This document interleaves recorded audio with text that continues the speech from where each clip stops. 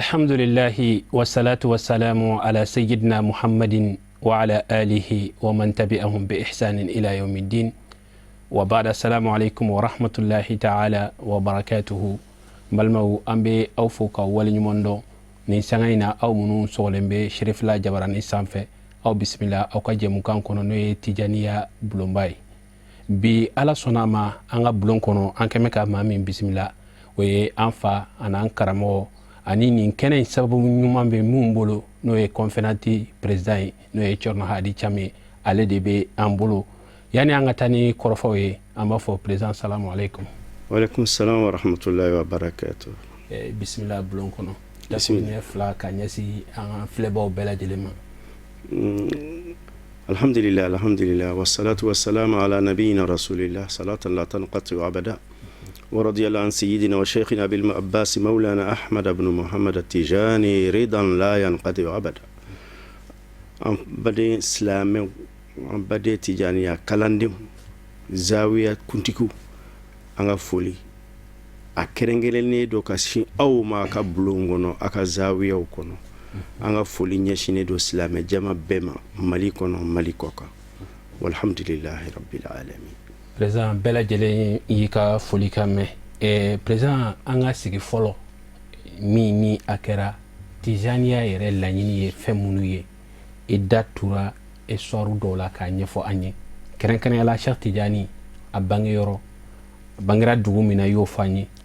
a ka kalan siraw a tɛmɛna sira minnu fɛ i ye caman fɔ an ye o la bi an bɛ fɛ ka sigi a kun filanan kɛ nka bi an bɛ fɛ k'i ɲininka Cheikh Tijani a ka wulikajɔw la a tɛmɛna sira jumɛnw fɛ a tɛmɛna dugu jumɛnw fɛ an bɛ fɛ k'i ɲininka o la i ka dɔ fɔ an ye o kan. Allahumma salli ala Muhammad wa ala ali Muhammad. Ni ye ɲininkali ye a bɛ ne nafa a b'an lamɛnbaaw nafa maa minnu jɛnen don n'a ye ka don an ka bulon kɔnɔ n'o de ye tijaniya bulonba ye ka da kan anw y'a fɔ kabini an ka émission fɔlɔ la k'a fɔ nin bulon min filɛ nin ye a ɲɛsinnen don kalandenw de ma maa minnu jɛnna ni tijaniya kalandenya ye ka ban minnu bɛ kɛnɛma olu lala u na don ni sikasika b'u dusukun na ka da kan n'a walawalala u n'a dɔn k'a fɔ kuma caman bɛ fɔ n'o ma kɛ tiɲɛ ye olu bɛ tiɲɛ de ɲini lala ala n'olu dɛmɛ u na don bulon kɔnɔ ala kɛmɛ k'a latigɛ maa minnu ma ka da kan a bɛɛ lajɛlen bɛ ala ka latigɛ de kɔnɔ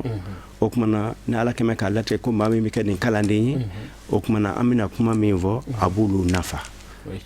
nka o kɔrɔ tɛ k'an bɛ maa tɔw bɔ a la ka da kan dɔnniya hali n'i t'a maa dɔ ye i kan ka dɔnniya dɔ sɔrɔ kow la i ka faamuya yɛrɛ jaati kosɔn a bɛ fɔ nin ma ko culture générale bamananw bɔ ko don o don tulo bɛ taa kalanso a bɛ nafa a b'i dusukun fana lafiya n'i ko a ye mun kɛ a ka a bangenen kɔfɛ an y'a ka dɔnniyaw fɔ bi a ye wulikajɔ minnu kɛ an ka da dɔ la mɔgɔ bɛɛ kan k'a dɔn hakilima bɛɛ diinɛ kɔnɔna na maa si tɛ se ka se ala ma ni maa dɔ ma sira yiri la ayi ala m'o kɛ o da fiyewu tɛ se ka taa ala ma direct abada fo dɔ de ka sira yiri la o de nana ni kala ye o kala anw fɛ sufiya kɔnɔ kala ye dayɔrɔ 4 kelen bɛ bɛɛ jɛ o ye n y'o de f'i ye don o a denmisɛnnin ma a ye kuranɛ durusi a ye tafisiruw kalan a ye fiqhu kalan a ye usulul fiqhu kalan a kalanna walasa a ka ala bato cogow dɔn y'o fɔ n'an tilal'o la bi ta ye ka taa ala ɲini cogoya wɛrɛ la min ni nin kalanjɛ in fana tɛ kelen ye nka o de bɛna kalanjɛ dafa o fana o bɛ kɛ filanan ye sabanan bɛ yen naaninan bɛ yen n'an sera k'an da don a bɛɛ la fɔlɔfɔlɔ ye jumɛn ye n'i yɛrɛ y'a dɔn k'i kalanna f'i ka taa maa fana fɛ yen tuguni k'a lajɛ est-ce que maa wɛrɛ bɛ yen min fana bɛ se ka ne kala hali bi wa walasa n ka dɔ fara n ta kan ka t'i ka niveau lajɛ i ye bi mɔgɔw tɔgɔ mɛn o kumana karisa bɛ nin dugu in na o kalannen don nin kala yɔrɔ in bɛ nin jamana in kɔnɔ o tuma ne bɛ taa dɔ fara n ka kala kan o tuma na Cheikh Ahmad Tijani radiyallahu ta'ala anhu a san 21 a ye Ayinu Madi bila n'o y'a bange yɔrɔ ye Algérie jamana kɔnɔ a y'i kun da Fasi jamana kan Fasi kɔnɔ o don Fasi dɔnnen don ni ko fila ye dɔnniya a bɛ fɔ min ma ko dɔnniya diinɛ kɔnɔ parce que Karawiyina bɛ yen n'a fɔra Karawiyina o kɔrɔ de ye ko professeur ba minnu bɔra diinɛ kalanso belebeleba dɔ la n'o ye Karawiyina ye. Karawiyina ye kalanso de ye. O ye kalanso de ye sisan u b'a wele ko Jami'atul Karawiyin a bɛ Fasi dugu kɔnɔ Cheikh Ahmad Tijani yɛrɛ ka zawiya n'i donna o bɔlɔn kɔnɔ i bɛ taa mɛtiri damadɔ kɛmɛ damadɔ i bɛ taa bila Jami'atul Karawiyina kɔnɔ kunkolobaw bɔra yen dɛ kunkolobaw bɔra yen dɛ mɔgɔ kalannenbaw diinɛ na donc Cheikh Ahmad Tijani a san 21 a wulila ka na Fas a nana min kɛ dɔnnikɛbaaba minnu bɛ yen nɔ a taara i sigi a b'olu lamɛn n'a y'u lamɛn filanan na sa o tuma na a n'u bɛ don kumaw la e ye nin fɔ tan dalilu jumɛn b'i bolo ne fana ka dalilu filɛ o tuma na a n'u bɛ kuma sama nka kɛlɛ tɛ dɛ ɲɔgɔn faamuya kɔnɔna na k'a kɛ a dama débat mankani débat min n'i bɛ dɔnniya sɔrɔ a la ka da kɛ n'i taara i sigi karamɔgɔ kɛrɛfɛ karamɔgɔ bɛ ɲininkali kɛ kalandenw bɛ ɲininkali kɛ karamɔgɔ b'a jaabi ɔ ale sigilen do yen a b'u cɛla yen nka a kalannen do nka a n'a mɛ dɔnniya wɛrɛ ɲini ka maa wɛrɛ ka faamuya faamu a y'i to o de la sa a nana dɔ jaja dɔnnikɛba dɔ de bɛna sigi anw cɛla an t'a dɔn k'an lamɛn an t'a dɔn ɔ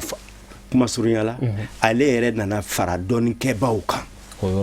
yɔrɔ la ka mɔgɔw kalan o yɔrɔ la a ma daw ma dɛ a mɛnna ye min kɛ a wulila ka bɔ Fas o tuma na a seginna ka na Ayinu Madi tuguni a sigilen ka na Ayinu Madi n'o y'a bangeyɔrɔ ye a tilala ka ŋaniya siri ko n bɛna taa hiji la n bɛ taa Ala fɛ Ala ka so lajɛ nka a ka sigili in kɔnɔ fɔlɔ Fasi dugu kɔnɔ a m'a mɛn abada ko waliju b'o o jamana in kɔnɔ n'a ma wuli ka so o ma ka taa b'o ye k'o lamɛn kuma dɔ yɛrɛ la hali ka to o tigi ka dariga la o tuma na a taalen Fasi jamana na a donna dariga 4 ɲɔgɔnna de la ye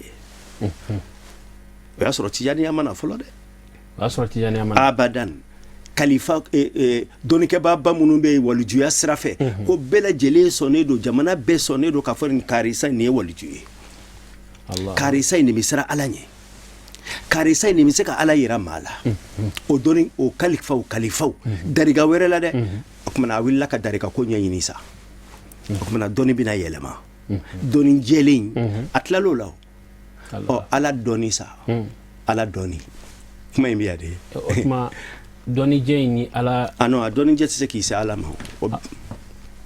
o gansan tɛ a b'a to de i bɛ Ala dɔn ka Ala dɔn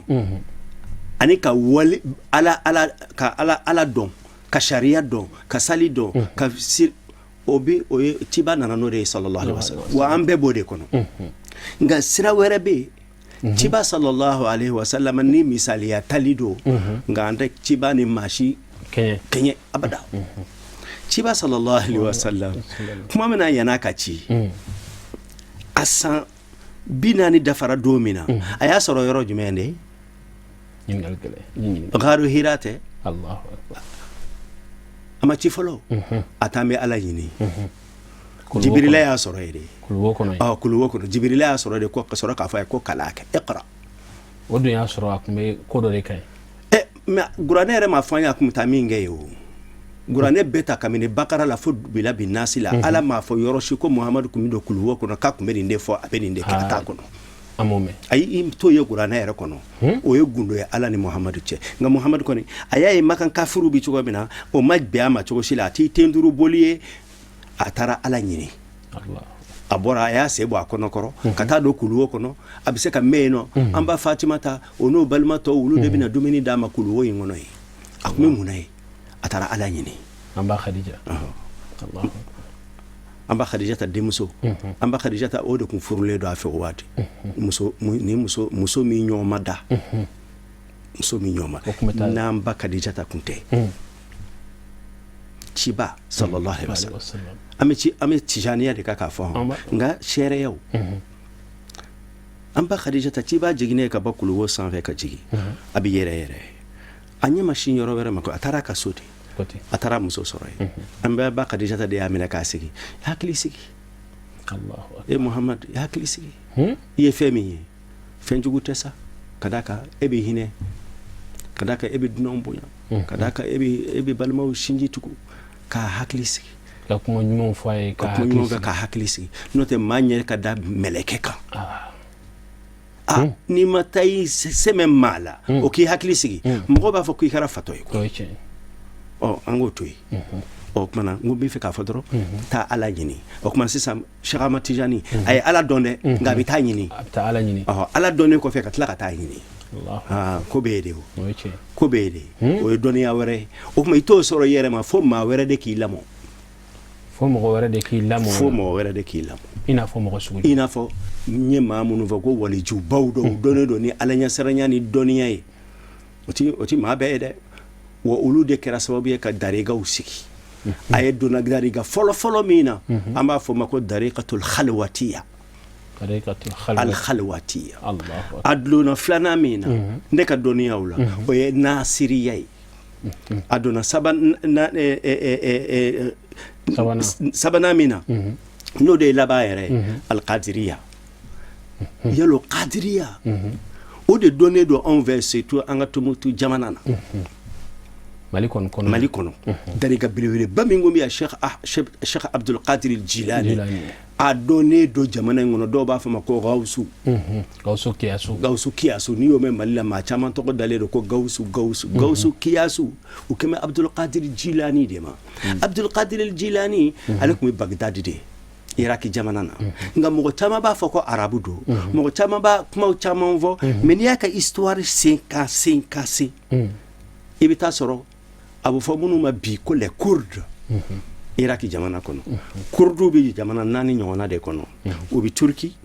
u bɛ Irak u bɛ Syrie et a bɛ sɔrɔ dɔw bɛ Iran nka ale ka dariqa ala ka maa kun do dɛ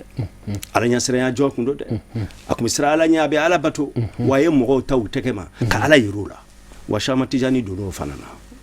Allahu akbar a donna kadiriya la o de y'a to kadiriya kɔnɔna na kadiriya nɔ dɔɔnin bɛ tijaniya kɔnɔna na ni Al-Husseini nana ale bɛ na i n'a fɔ ale de bɛ kuma tijaniya fɛnw kan ne dun ta ye tariku de ye walasa a kana ɲagami ɲɔgɔn na ale bɛ n'i da don nin yɔrɔnin na ni ala sɔnna ma an ka ɲininkali na s'a ma n'o tɛ yalo de bɛna émission spéciale dɔ kɛ inshallah mɔgɔ bɛ ko dɔw miiri ka sɔrɔ faamubaliyaw don salatul fatihi ne ko tijaniya de nana n'a ye wa ou bien a kun bɛ yen ni ala sɔnna ma an bɛna don o la o tuma na sa a kɛlen ka nin kalan ninnu kɛ a taara ninnu ɲini a donna darigaw la nin tarika saba bɛɛ a donna k'a bɛɛ nɛnɛ ka don a kaliwaw la k'a sigi a karamɔgɔw kɛrɛfɛ u ka wuruduw d'a ma u k'a bila sira a sɛgɛnna ko kun ye wasa ka se k'a bɛ fɛ ka taa ala ka se ala ma a bɛ ala bato ka ban dɛ nka ka se ala ma o de ye ko ye o a bɛ fɔ de ko a saliku ye jɔnni ye maa min bɛ sira ta walasa ka se nin yɔrɔ in ma a salikul kumali o ye sufiya kɔnɔna de ye o tɛ zahiru kɔnɔna ye o bɛ sufiya de kɔnɔ nko n'ala sɔnna ma jakite a bɛ nin da maga ninnu walasa an ka taa ɲɛfɛ dɔɔni o tuma a kɛlen ka nin bɛɛ kaliwa ninnu nin dariya ninnu bɛɛ dɔn a tilala ka segin ka na Ainumadi ka nin labɛn ka ŋaniya siri k'a bɛna taa hiji la ni dun bɛ taa hiji la o don ni o tɛ bi ye o 18e siècle de don anw bɛ siècle min na ko nɔgɔyara o tuma a bɔra Ainumadi a nana Fasi tuguni a bɔra Fasi a taarima ka taa Tunizi a selen Tunizi a jiginna ye kalanyɔrɔ wɛrɛ bɛ a bɛ fɔ ma ko Jamiatu Zaytuna n'i y'a mɛn Jamiatu Zaytuna jamiya 3 de tun bɛ diɲɛ kɔnɔ min dɔnnen kun don Jamiatu Zaytuna ye 2nan ye ɲɛkaraw ye na f'i ye 3nan o bɛ ɲɛfɛ jamiatu al-azhar o be misra o be egypte donc ibn alayhi sisan abora fas ayi kunda Tunisie kan a jigina Tunisie o dɔnnekɛba minnu fana kun bɛ a taara ka taa olu fana lamɛn k'u dɔn kalifa dariga minnu fana bɛ yen n'o dɔnnen don Tunisie jamana kɔnɔ a y'olu fana sɛgɛrɛ k'u lamɛn ka don a dɔw la a dɔw a y'i yɛrɛ minɛ a dɔw la f'a bɛna kɛ mun ye o kumana a bɛna mɔgɔw kalan a bɛna lakalan daminɛ Zayituna yɛrɛ la a kuma a tɔgɔ fɔra ka tɔgɔ bɔ fo kuma sera faama ma Tunisie faama o don Tunisie maralen don Algérie maralen don Maroc fan dɔ maralen don Turkiw de fɛ a bɛ fɔ min ma ko Empire Ottoman o binna en 1924 o kuma olu de bɛ ka nin Tunisie jamana ninnu colonisation bon silamɛya kalifaya kun don nka arabu y'u fɛ colonisation don o kumana a mɛnna Tunisie a ye mɔgɔw kalan nka a bɛ sira de kɛ ka taa hiji la dɛ o de ŋaniya b'a kɔnɔ ta donc o kumana faama y'a mɛn ko a bɛ a ka kalan ka ɲi a ka faamuya ka ɲi dɔnniya b'a la a ko o kumana a ye lɛtiri ci a ma faama de ye lɛtiri ci ale ma ale ma lɛtiri ci a ma n kɛ tan nɔ dɛ faama de ye lɛtiri ci a ma ko n b'a ɲini i fɛ n y'i ka kibaruyaw mɛn n b'a ɲini i fɛ i ka to Tunisie n bɛ so d'i ma ka sara jɔ i ye i ka mɔgɔw kalan i ka mɔgɔw lafaamuya ka d'a kan Ala ye dɔnniya min d'i ma o dɔnniya in mɔgɔw mago b'a la a ye lɛtiri minɛ a y'a kalan o don dugutilama fɛ a y'a ka minɛnw siri k'i kun da Misira jamana kan nka a donna kunun de kɔnɔ ka sɔrɔ ka taa Misira puisque sira tun tɛ yen directement ka bɔ Tunisie ka taa Misira n'i bɛ fɛ ka taa Misira Tunisie sira fɛ f'i ka Libi bɛɛ cɛ tigɛ ka sɔrɔ ka don Misira jamana kɔnɔ nka bateau a donna bateau de kɔnɔ ka sɔrɔ ka taa Misira a sera Misira n y'a fɔ n ko Azahari bɛ yen o kuma dɔnnikɛba kunkoloba minnu fana bɛ yen nɔ a n'olu fana sigira a y'u ka dɔnniyaw lafaamu dɔn walijuba dɔ tun bɛ o don o ɲɔgɔn ka dɔgɔ Misira dɛ a taara o fɛ yen o ko e min filɛ nin ye Ala kɛmɛ ka ko dɔ labɛn e ye dɛ o y'o fɔ a ye o kumana a ye kɔgɔji tigɛ ka taa Hijaz a taara Hijaz o de ye Makan ye o de ye Jida ye o de ye Madina ye parce que tɔgɔw bɛ yɛlɛma n'i y'a fɔ mɔgɔw ye bi Arabie Saoudite avant 1934 Arabie Saoudite tɔgɔ tun ye di a bɛ fɔ a ma ko al-Mamlakatul Hijaziya al-Hashimiya a bɛ wele ten de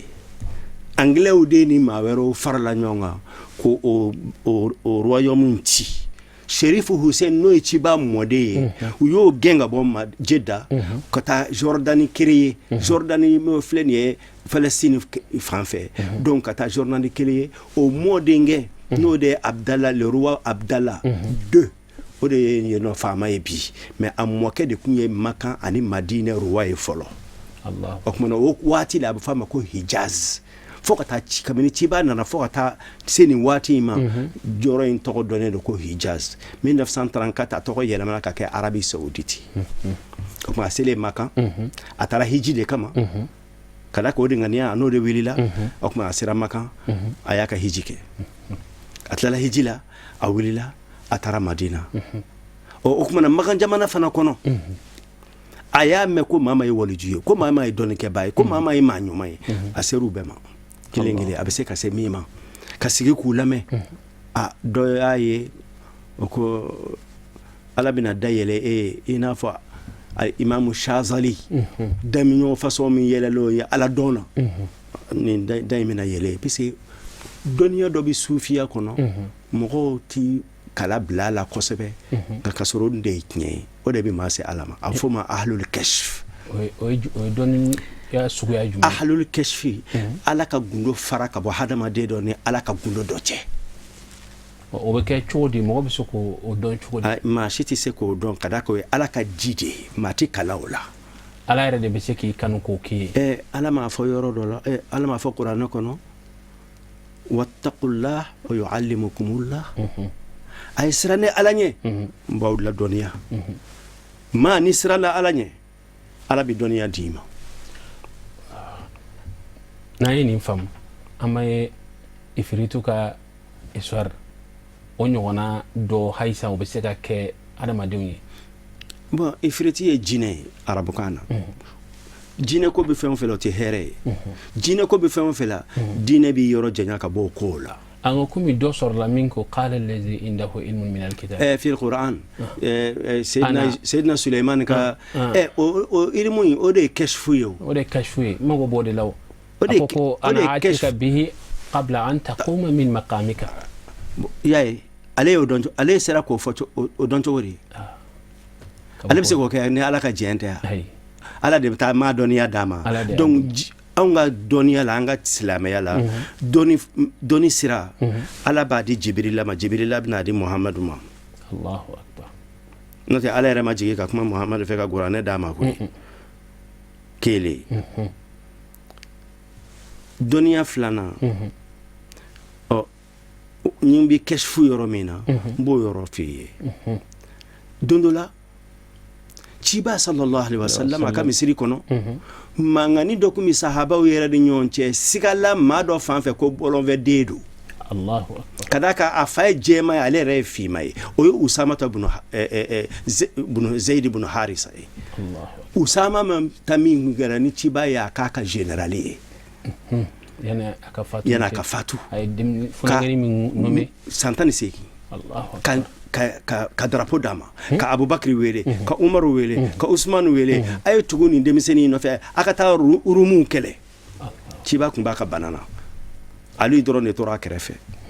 a ye nin tɔw bɛ bɔ k'u ka taa Usama nka Usama kun ye finma de ye nka Usama fa ye jɛman pasipasi ye don dɔ la nin mangani bɛ Madina dugu kɔnɔ fa bɛ se ka kɛ jɛman ye cogo jumɛn den bɛ kɛ finma ye o kuma mun kɛra yalo n'o kɛra siga bɛ na ni tubabu den ye farafin den wolo walima farafin muso o ka tubabu bilen wolo o ɲɛ ye ɲugujima ye a bɛ maa dabalibanko tɛ nka dabalibanko tɛ ala bolo sisan dɔnniya nana ciba ka kuma sɛbɛntiya maa dɔ de don ko ciba yɛrɛ tɛ dɛ a donna yɔrɔ min na a y'a sɔrɔ Usama dalen don a bɛ sunɔgɔ na a fa dalen don fana o b'o kɛrɛfɛ puisque misiri tun ye siyɔrɔ de ye o mɔgɔ t'o fana dɔn sahabaw tun bɛ sunɔgɔ misiri de kɔnɔ Usama dan bɛ a denkɛ a fa dalen don Zaid ibn Harisa o cɛkɔrɔba y'a donna yɔrɔ min na a ye nin sen fila a ko nin kelen in bɔra nin sen in bɔra nin sen in na nin sen o bɔra nin sen in na ciba nana kɛ ɲɛna ciba ko ihzaru farasatal mu'min fa innahu yara bi nurillah o kɔrɔ k'a y'a kɔlɔsi mɔgɔ dɔw ka tamasiyɛn minɛw la ka da kan u bɛ yeli kɛ ni ala ka nɔɔrɔ de ye yarawna bi nurillah ani ye kuranɛ aya min f'i ye wattaqullah wa yu'allimu ni ala ye dɔnni ala wallahi ala kalen k'a dɔn ala m'a dɔn dugukolo kan ka abada ko maa dɔn ko ala ɲɛsiranya jɔn don n'a ma dɔnniya dɔ d'a ma o dɔnniya o sɛbɛnnen tɛ maa si ka gafe kɔnɔ o ti di mɔgɔ yɛrɛ t'o kalo la o ye ala yɛrɛ de ka di ma o a bɛ fɔ o de ma an ba Aisha ta ka kuma la ko ciba sallallahu alaihi wasallam ko kuma na ko kuma na kuranɛ wahayu bina jɔ kuranɛ ti jigi bilen nka kuranɛ tamashi wahayu tamasiyɛn min n'o ye révélation ye a tamasiyɛn laban min to ye ko ye sogo ɲumanw ye sogo fana tɛ dɔnniya dɔ de ye n bɛ bɔ kuma na yɔrɔ dɔ de la misaliyanin na a k'a dɔn k'a fɔ ala ka dɔnniya bɛ di maa min mana a diya cogo min mana a diya a ti jamu ɲininkali kɛ nka a baselen don a ka ca a daselen don ala ɲɛsiranya de kan puisque a bɛ diinɛ de kɔnɔ museli min filɛ nin ye n'an bɛ ka kalali kɛ n'a ye e b'a dɔn museli dilanna cogo min na a tariku i b'o dɔn maa min ye museli dilan a ye museli dilan min kɛ a ye gari siri a la k'a fɔ k'a bɛ kalali kɛ n'a ye n'a y'a don fini na gari bɛ bɔ n'a y'a don fini na gari bɛ bɔ a kɔni kɔnɔ bɛ ganna don dɔ la a di da ka sunɔgɔ a sina ka sogo ka so ye o bɛ ka boli ka sin ka don koko wo fɛ ten ka tɛmɛ dugu jɛlen a ko ne ye nin sogo fasɔn jumɛn ye ta o tuma a y'a ka nɛgɛ in ta ka wo k'a lajɛ i n'a fɔ wo sɛgɛ ale ye wo ye o bɔra koko la a yɛrɛ ye wo bɔ nɛgɛ la miseli la ka gari don a fɛ a kɛra kalalikɛla ye hali e ka duloki ne ka duloki n'o kun tɛ maa si kun ka duloki tɛ kala nin dɔnniya in ala sɔn tɛ wa an ka diɲɛ dɔnni bɛɛ tila bɛɛ ye bi i taara siyansi façon o façon la i b'a sɔrɔ les grands savants i b'a sɔrɔ ala ka di de bɛ d'u ma nka ala n'a b'i sɔn a t'i ɲininka sa ala bɛ kafiri sɔn ala bɛ silamɛ sɔn parce que ala ka ɲi kojugu huwa rahmanu rahim n'a hakili la nin faamuyara alhamdulillah Cerno Hadi Cham ni kuma ninnu an ye faamuyaba sɔrɔ a la ka kɛ ni an ka waati ale sera ka ban an bɛ fɛ ni dakuruɲɛ damadamani na kuma kuncɛ kuma jumɛn b'i bolo ka ɲɛsin tijaniya kalanden bɛɛ lajɛlen ma ni ko ne kɔni ka kuma ne de ye conférencier président ye ni ko ne ka kuma ne b'a ɲini tijani kalandenw fɛ u k'u ka tijaniya dɔn u k'a dɔn u kana kuma u kun fɛ u kana kuma u kun fɛ maa ka n'i yɛrɛ bila yɔrɔ la ala m'i bila yɔrɔ min na n'a dɔnniya t'i la dɔnniya bɛ minnu na mɔgɔw ci o tigi ma o tigi sɔrɔla diɲɛ yɔrɔ o yɔrɔ la ka se foyi man jugu yɛrɛ nɛgɛ ye mɔgɔw k'i nɛgɛ u bɛ faamu nka ka n yɛrɛ nɛgɛ i ni sɛtanɛ bɛ ɲɔgɔn bolo an kana tɔgɔ ɲini kada ka Shama Tijani radiyallahu anhu a ko n baw ma n ka kalandenw n baw ma n'a dalen don ne ka kuma na a kana n ka darika kɛ sɔrɔ sira ye tɔgɔ ɲini sira ye a jɔlen don hakika de kan o tuma na an ka dɔnniya ɲini a filanan an ka bɛn n'an ma bɛn foyi tɛ yen zawiyaw ka taa bɔ ɲɔgɔn ye an yɛrɛw ka taa bɔ ɲɔgɔn ye maa si kana don an ni ɲɔgɔn cɛ an bɛ ka laɲini ye kelen o de ye ka se ala ma walhamdulilahi rabbil alamin président an b'i fo k'i waleɲuman dɔn bi kɔni an ye faamuyaba sɔrɔ nin kɔrɔfɔli la Cheikh Tijani ka lahaliyaw bɛɛ lajɛlen ka taa a ka kalansiraw la a n'a ka wulikajɔ a tɛmɛna yɔrɔ minnu fɛ i ye min fɔ kuma kuncɛ kuma na sisan kuma nafamanba don k'a fɔ ko tijaniya kalanden bɛɛ ka kala minɛ sɛbɛ ye i bɛ fɛn o fɛn fɔ o k'a sɔrɔ i b'a dɔn i ye min fɔ an ye sisan Cheikh Tijani yɛrɛ tuma dɔ la i b'a fɔ k'a y'a ka ɲɛnɛmaya bɛɛ kɛ lakalani ni dɔɔni ɲinini ani ala yɛrɛ ɲinini o la Cheikh Tijani kalanden bɛɛ kana ka ye o minɛn de kɔnɔna na nka e min y'a ko sababu ɲuman ye conférence bi n'i b'a ɲɛma an b'i fo k'i waleɲuman dɔn nin baara in na nin cɛsiri ni ani nin wulikajɔ su ni tile n'i y'a lajɛ aw ye min kɛ jamana in kɔnɔ k'a ye bi hali sisan aw de bɛ jamana fan bɛɛ lajɛlen na basigi ɲini na aw de bɛ jamana fan bɛɛ lajɛlen na walasa tijaniya ka se ka lakodɔn k'a ye si bɛ yɔrɔ min na i b'a ye k'a fɔ ko fɛn de don aw y'a kanu fɛn min de don a ye aw ka diɲɛlatigɛ bɛɛ lajɛlen d'a ma o la an bɛ dugawu kɛ sijan ani kɛnɛya ala k'o d'i ma an bɛ foli lasegin aw ma aw minnu kun sɔgɔlen bɛ an na nin sanga in na kɔrɔfɔ daminɛ na an kun y'a fɔ k'a fɔ an n'an ka président an n'an karamɔgɔ n'o ye Cerno Hadi Umar Cham ye an n'ale de tun bɛ ɲɔgɔn bolo tuma ni tuma an b'ale wele ka na tarihu min bɛ Cheikh Tijani ka fɛnw na ka se ka walawalali kɛ an ka o minɛ a bolo kumakanw na min bɛ faamuya kosɛbɛ bi ta kun ye min ye hakili la aw bɛɛ lajɛlen ye faamuya sɔrɔ a la Cheikh Tijani tɛmɛna yɔrɔ minnu fɛ a n'a ye wulikajɔ minnu kɛ aw bɛɛ lajɛlen y'o faamu nka ni ala sɔnna a ma an b'a ɲini an ka président fɛ don n'a nataw la tijaniya yɛrɛ a ye koba minnu kɛ fo ka na a donna cogo di an ka jamana in kɔnɔ a ka se k'o labɛn an ka se k'a dɔn tijaniya yɛrɛ nana Mali kɔnɔ sira jumɛn minnu na an ka se ka faamuyaw sɔrɔ o la o la k'aw fo ka waleɲuman dɔn aw minnu ni tijaniya bulonba n'a tɛ fɔ aw kɔ an bɛ aw fo ka waleɲuman dɔn ani ka tila k'a fɔ aw ye nin jɛmukan ninnu n'aw mago b'a la YouTube kan aw bɛ a sɛbɛn Confénat Mali aw mago bɛ émission na a b'a bɛɛ lajɛlen sɔrɔ yen o ye Confénat fana ka baaraba ye min ni a y'a kɛ k'a bila walasa aw minnu tɛ se k'a sɔrɔ direct la aw ka bureau kɔnɔnaw la dugu kɔnɔnaw la aw ka se k'a lajɛ ka se ka faamuya sɔrɔ an bɛ ala deli ala ka sigi wɛrɛ yir'an na wasalamu alaikum wa rahmatulahi ta'ala wa barakatuh.